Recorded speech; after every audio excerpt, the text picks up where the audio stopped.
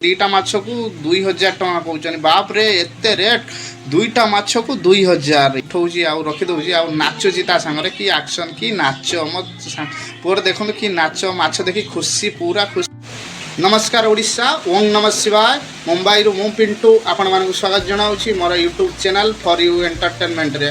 तो सांग मैंने आपण मैंने केमी अच्छा आशा करुँच आपण मैंने भलरे थे। तो आज हूँ बुधवार बुधवार रे समस्त घरे नॉनवेज किसी ना कि करती बट आम घरे भी आज नॉनवेज हम तेणुक मुझे मार्केट को माछ आने।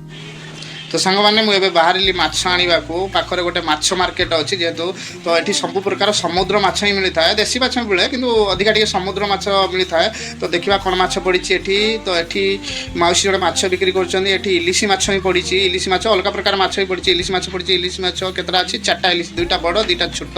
तो मौसी को रेट पचार मौसी 2000 टଙ୍କା कहते। तो आज्ञा आप जानते कि आम ओडिशा किलो हिसाब से माछ बिक्री कराए कि बट ये किलो नुहे एमती 2-2टा 3-3टा तो रखीदे तो कूढ़ हिसाब से बिक्री कर मौसी 2टा माछ को 2000 टଙ୍କା कहते। बाप रे एते रेट 2टा माछ को 2000। इलिशी माछ चाहिदा ये बहुत अधिका नुहे फिर भी आम ओडिशा लोक ये बहुत रोचनी तो से इलिशी माछ रेट टी अधिका।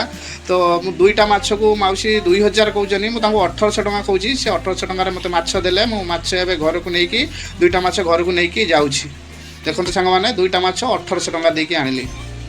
सांग मैंने मो माछ धरिक घर को पलि आसली। एबे देख थाली रे 2टा जाक माछ रखी माछटा देखो केते फ्रेश अच्छी आ पूरा ताजा माछ। तो बहुत भल माछ बड़ बड़ माछ थिला ओजन कले जना पड़े बट मो बाहर ओजन करने जमी किसी ना तो सेमती नहीं आसली। देखो मो पुआ केमती अनैछि माछ देखी से बहुत खुशी होगाणी माछटा देखिकी। तो देख केमती थाली को धरुची देखो सी आप कौन करुच्ची से माछ गुड़ाक नहीं देखा आपण। तो सांग मैंने देखो से माछ 2टा जाक धरनी थाली रे धरनी की तो आगू पलि आसला पलि आसिकी ता मामा को देखा बहुत खुशी से आज। तो इलिशी माछ धरिकी पुणी थाली की धरिकी उठेला पुणी देखुची देखिकी देखिकी पुणी ताकू हाथ में धरिकी उठेला। देखो सांग मैंने केमती धरिकी उठाऊँगी आउ रखीदे आउ नाचुची ता सांगरे कि एक्शन कि नाच मो पुअर देखो कि नाच माछ देखी खुशी पूरा खुशी कहले न सरे।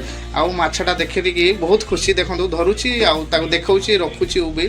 तो आपण मैंने इलिशी माछ तो समस्ते खाइबा भल पाउथिबे तेणु देखो इलिशी माछ सांग को गरम भात खाइबार मजा ही किसी अलग थाए। आम माछ रांधा है पूरा रेडी हो सारी। तो ये मो पुओ भी बसछि खाइबा को मु भी बसछि। तो आपण मैंने कमेंट रे कहिबे तो आम ओडिशा रे एबे इलिशी माछ रेट केते अछि आ भिडियोटी जदि भल लागि था लाइक करिवे आ मो पुओ पई गोटे सब्सक्राइब मध्य करदेबे। जय जगन्नाथ।